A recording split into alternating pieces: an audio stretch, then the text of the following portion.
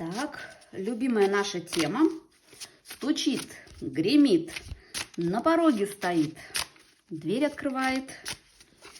И потом, как происходит у нас все самое интересное. Давайте посмотрим, что же это будет. Итак. О, посмотрите-ка.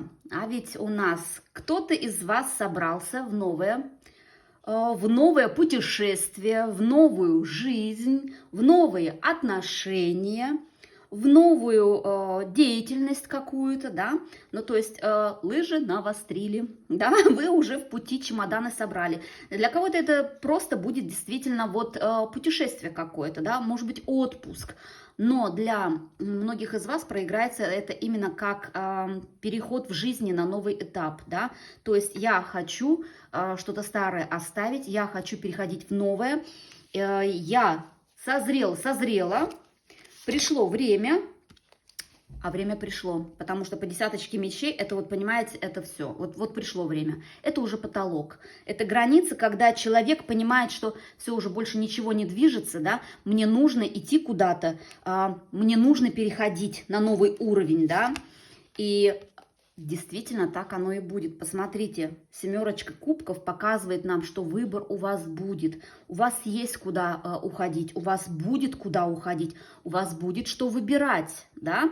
Поэтому здесь самое главное сделать правильный выбор, не ошибиться, не берите то, что блестит, да? Это не всегда то, что будет вас делать гармоничным и счастливым. Да, здесь главное, ну, выбирайте правильно, выбирайте сердцем.